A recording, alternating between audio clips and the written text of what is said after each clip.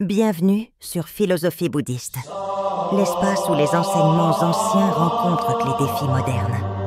Ikai, nous explorons la sagesse du Bouddha pour cultiver la paix intérieure, la compassion et l'épanouissement. Ce n'est pas le monde qui est en feu, c'est notre regard. Quand l'éveil du Bouddha s'est ouvert sur le monde, il n'a pas vu la paix, ni la beauté, ni même le chaos ordinaire. Il a vu des êtres consumés, une humanité tremblante sous les flammes du désir, une douleur si familière qu'elle passe inaperçue. Ce n'est pas un feu fait de bois et d'étincelles, c'est un feu plus subtil, plus intime, celui des passions, des attentes, de la confusion. Un incendie qu'on confond trop souvent avec la vie elle-même. Il disait: l'œil est en feu, l'oreille est en feu, la langue, le corps, l'esprit, tous brûlent. Non, pas métaphoriquement, réellement, brûlant d'attirance, de rejet, d'ignorance. Mais lorsque nous regardons, nous ne voyons pas le feu. Nous voyons ce que nous appelons le plaisir, l'amour, la satisfaction. Une main effleure la soie, un fruit mûr touche la langue, une musique s'élève, et nous croyons être vivants. Pourtant, c'est cette fièvre qui nous consume. Ce que le Bouddha a vu, nous refusons de le voir, parce que nous sommes nés dans le feu. Nous l'appelons chaleur, parce que nous n'avons connu que les flammes. Nous les appelons désir. Nous sommes comme des papillons autour d'une lampe, hypnotisé par ce qui nous brûle. Mais lui s'était éloigné de la lampe. Il avait vu ce qui l'alimentait. Un esprit avide de sensations. Une machine à projeter des images de bonheur sur les murs de la caverne intérieure. Ce n'est pas la sensualité elle-même qui est obscène. C'est notre incapacité à la voir pour ce qu'elle est. L'œil voit une forme, l'oreille entend une note, le corps goûte une caresse. Et l'esprit fabrique une histoire toujours inachevée, toujours insatisfaite, qui cherche à répéter, à amplifier, à posséder. Le plaisir devient alors une dette et le manque une punition. Ce que le Bouddha a offert, ce n'est pas une répression, c'est une autre lecture, une capacité à déchirer l'écran sur lequel nos sens projettent leurs films. Et ce que l'on découvre derrière cet écran, c'est le feu. Et si ce feu a une origine, il a aussi un remède. Il faut regarder. Non pas à travers les sens, mais à travers le silence. Non pas pour fuir les plaisirs, mais pour comprendre leur tyrannie. Parce qu'en vérité, ce n'est pas le plaisir qui est doux, c'est le soulagement de la tension qu'il provoque. Et cela, on peut l'atteindre autrement, en cessant de courir. Le désir n'est pas un monstre, c'est un médecin maladroit. Il essaie de nous guérir de l'ennui, de la solitude, du vide. Mais il utilise le feu pour cautériser une plaie qui ne cesse de revenir. Le Bouddha raconte l'histoire d'un lépreux, rongé par la douleur, qui trouve du réconfort en brûlant ses plaies. Le feu l'apaise, jusqu'à ce qu'il guérisse. Et là, le feu n'est plus un soulagement. Il devient une agression. Ce que nous appelons plaisir, parfois, n'est qu'un feu tolérable à cause de nos blessures invisibles. La sensualité agit comme ce feu. Elle soulage un esprit agité. Elle occupe le vide. Mais une fois que le calme s'installe, que l'agitation se tait, elle devient évidente pour ce qu'elle est. Une diversion. Une distraction brillante, mais creuse.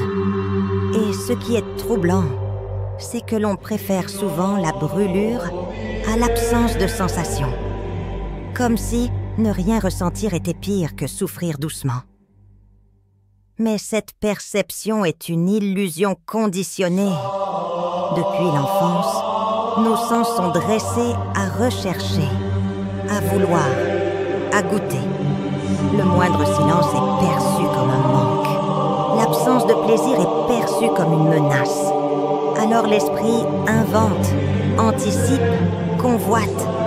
Il transforme chaque moment en attente d'un autre, plus intense, plus savoureux, plus vibrant. C'est là que le piège se referme. Car ce n'est pas l'objet du plaisir qui nous tient en laisse, c'est l'image mentale que nous avons de ce plaisir. On pense à la nourriture plus qu'on ne la savoure. On imagine le contact avant de le vivre. On projette la jouissance. Mais le vécu réel est souvent fade, éphémère, voire décevant. Ce que nous poursuivons, ce n'est pas l'expérience, mais son idée. Et cette idée, l'esprit la chérit. Il l'entretient, la raffine, la nourrit de souvenirs et de fantasmes. Il construit des palais mentaux à partir d'un simple goût. Ce n'est pas l'odeur du pain chaud qui nous rend heureux, c'est la promesse qu'elle porte. Une promesse qu'elle ne tiendra jamais vraiment. Alors, pourquoi continuons-nous? Parce que l'esprit s'est habitué à ces jeux. Il préfère le rêve à la réalité. Il préfère l'attente à la présence. Et tant que nous ne voyons pas ce mécanisme, nous ne pouvons pas le désamorcer. Ce que le Bouddha propose, ce n'est pas une croisade contre les sens.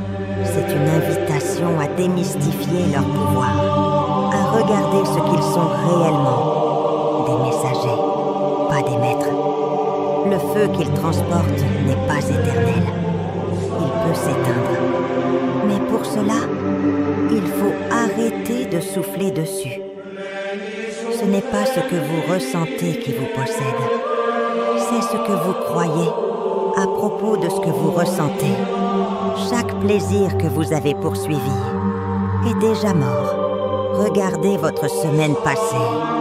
Où sont les plaisirs que vous avez tant convoités? Une bouchée de gâteau, une chanson, un regard. Tous ont disparu. Dissous dans la mémoire, parfois à peine conservés. Et pourtant, combien d'efforts avez-vous mis pour les obtenir? C'est là le paradoxe cruel de la sensualité. Elle exige beaucoup, mais donne peu. Elle promet l'éternité dans un moment, puis s'en va sans prévenir. On travaille, on séduit, on trahit parfois, juste pour quelques secondes d'intensité.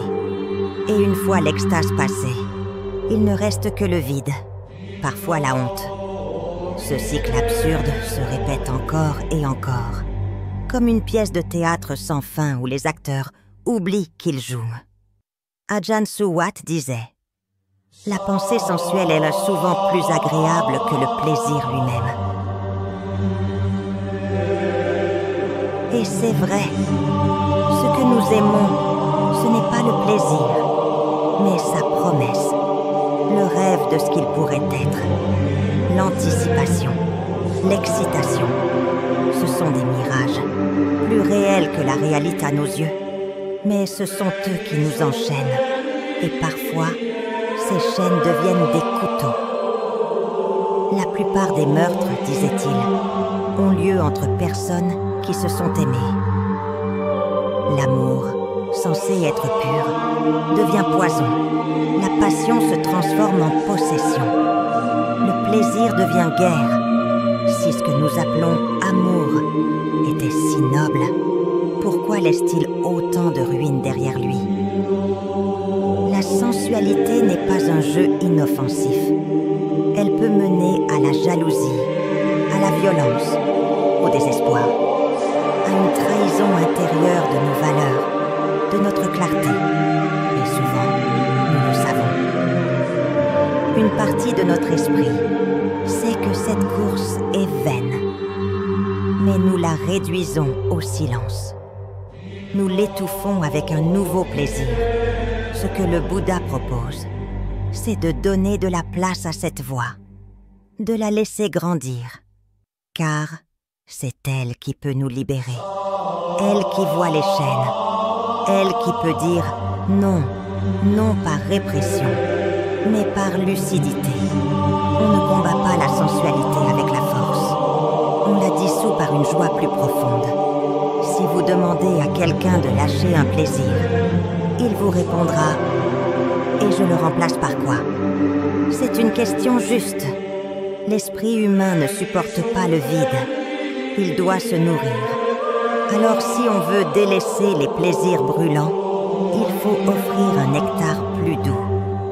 Et ce nectar, le Bouddha l'a nommé le bien-être issu de la tranquillité. Ce n'est pas un concept mystique, c'est une expérience corporelle. Un plaisir qui ne dépend pas d'un objet extérieur, mais d'une présence complète à soi. Une respiration apaisée, une énergie douce qui circule dans les membres, un silence intérieur qui devient un refuge. Cela demande de l'attention, une manière différente de se sentir vivant, pas en s'excitant, mais en s'enracinant, pas en fuyant l'instant, mais en l'épousant. On respire, on se détend, et peu à peu, le corps mec devient un lieu habitable, non plus un champ de bataille pour les désirs, mais un temple pour la paix. Cette pratique, le Bouddha ne l'enseignait pas comme un devoir, mais comme une libération, une alternative, une joie stable, pas flamboyante comme les plaisirs sensuels, mais profonde, vaste, durable. Et c'est cette stabilité qui permet enfin de dire non au feu, pas par sacrifice, mais par sagesse. Cela commence dans les mains. On sent l'énergie s'y installer. Puis dans les bras, le dos, les jambes, une expansion douce. Chaque cellule semble respirer. Chaque partie du corps devient consciente. Et dans cette pleine présence, le besoin de plaisir extérieur s'atténue. Il n'est plus vital. Il devient optionnel. Et finalement, superflu. Nous cherchons des plaisirs parce que nous avons faim. Mais si l'esprit est nourri autrement, il ne court plus. Il s'arrête. Et dans cet arrêt, une nouvelle dimension s'ouvre. Et c'est ici que commence le vrai détachement.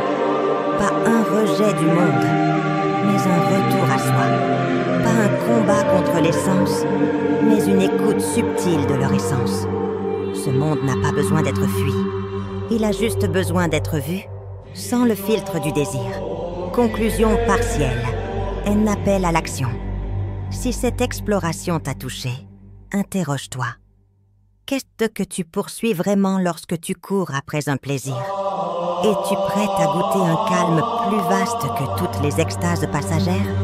Alors, reste avec moi. Les 2 dernières sections te guideront vers la pratique concrète de cette liberté intérieure. La suite, c'est là pour t'ancrer dans une paix que rien ni personne ne pourra t'enlever. Pourquoi tant de gens échouent à se libérer du désir? Parce qu'ils veulent partir sans avoir construit un refuge. L'erreur commune, c'est de croire qu'on peut abandonner les plaisirs sans rien mettre à la place. Mais l'esprit n'est pas un désert. Il exige une oasis. Et cette oasis ne peut être construite qu'en cultivant une nouvelle perception du corps, du souffle, de la présence. C'est là que commence le véritable travail intérieur. Se détourner du feu sensuel n'est pas un acte brusque. C'est une inclinaison progressive de l'esprit vers une saveur plus subtile. Le plaisir profond de la conscience détendue. Le soulagement d'un souffle qui ne cherche rien. Le confort d'un corps habité sans tension. Ce n'est pas spectaculaire, mais c'est réel. Et ce réel transforme. Certains pensent que, honnêtement, que se couper du désir revient à devenir froid, insensible, coupé de la vie. C'est l'un des plus grands malentendus. Car, au contraire, la sensibilité devient plus fine. Chaque sensation, loin d'être amplifiée par l'excitation, devient vibrante par l'écoute. Le frisson n'est plus une poussée hormonale, mais un écho de la paix qui s'installe. Cela commence avec un changement de posture intérieure. On cesse de considérer le plaisir comme un dû. On le regarde pour ce qu'il est, un événement temporaire, ni bon ni mauvais, juste éphémère. Et c'est dans cette compréhension que l'attachement se détend. L'une des clés, c'est de reconnaître les moments où le désir surgit. Il a toujours une empreinte physique, une tension, une chaleur, une contraction dans le ventre ou la poitrine. Au lieu de la fuir, on l'explore, non pas pour la satisfaire, mais pour la dissoudre dans la conscience. Le simple fait de rester avec la sensation, sans nourrir l'image, fait apparaître une autre couche, le besoin de calme. Le besoin de calme est plus profond que le besoin de plaisir. Et c'est cela que la méditation bien conduite révèle. Le souffle devient alors une nourriture, pas une technique, pas un exercice. Une vraie nourriture énergétique. Il faut du temps pour que cela devienne clair. Mais quand ça l'est, l'addiction au désir commence à perdre de son emprise. La conscience se réinstalle dans le corps comme dans une maison longtemps abandonnée. Elle nettoie les coins sombres, elle rouvre les fenêtres. L'esprit commence à préférer la clarté à l'excitation. Et dans cette bascule, tout change. Ce qui paraissait indispensable devient accessoire. Ce qui paraissait fade devient lumineux. Le Bouddha n'a jamais dit « rejetez les plaisirs ». Il a dit « voyez-les pour ce qu'ils sont ». Et ce regard honnête est en soi une libération. Mais il faut qu'il soit soutenu par un goût plus fin, un appétit nouveau. Le plaisir de ne pas être esclave, le plaisir de ressentir, sans désirer. Quand l'esprit commence à goûter cela, il devient exigeant. Il ne se satisfait plus de simulacres. Il veut la vérité sensorielle. Pas celle qui brûle, mais celle qui apaise. Pas celle qui distrait, mais celle qui révèle. Et c'est cette exigence nouvelle qui éteint doucement l'ancien feu. Car, à quoi bon revenir au mirage, une fois qu'on a bu à la source? Ce n'est pas en refusant les pensées sensuelles qu'on s'en libère. C'est en les voyant comme des intruses dans un espace sacré. Le mental n'est pas le problème. C'est son habitude de peindre sans cesse les mêmes paysages. Il prend un souvenir, un fantasme, une envie, et il en fait un monde entier. Un monde clos, addictif, répétitif. Et nous y entrons comme dans une maison déjà brûlée. Pour en sortir, il faut créer une nouvelle cartographie, une manière différente de se mouvoir dans l'expérience. Cela commence par le corps. Le corps n'est pas un objet de désir. Il peut devenir un allié de libération, à condition de l'habiter pleinement, pas pour l'orner ou le satisfaire, mais pour l'écouter. La respiration devient alors le pont. Elle relie l'attention à la sensation. Elle ouvre un espace où la chaleur du désir n'a plus de prise. Parce qu'au lieu de courir vers l'objet, l'esprit se retourne. Il s'immerge dans la source même de son agitation. Et là, une alchimie se produit. On peut commencer par une simple exploration.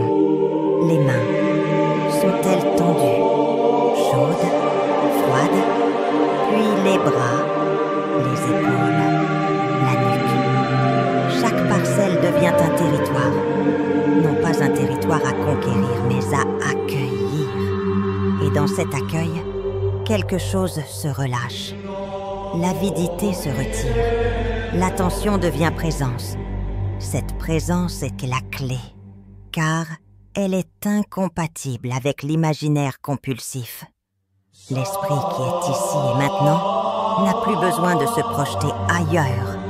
Il goûte le moment, il le digère. Et dans cette digestion, le désir s'épuise de lui-même. Il y a une intelligence dans le corps qui sait se réguler. mais elle est souvent étouffée par la surstimulation des images, des sons, des promesses de plaisir. Le silence intérieur lui permet de refaire surface. C'est là que la respiration devient soin. Pas seulement souffle, mais massage. Pas seulement air, mais énergie.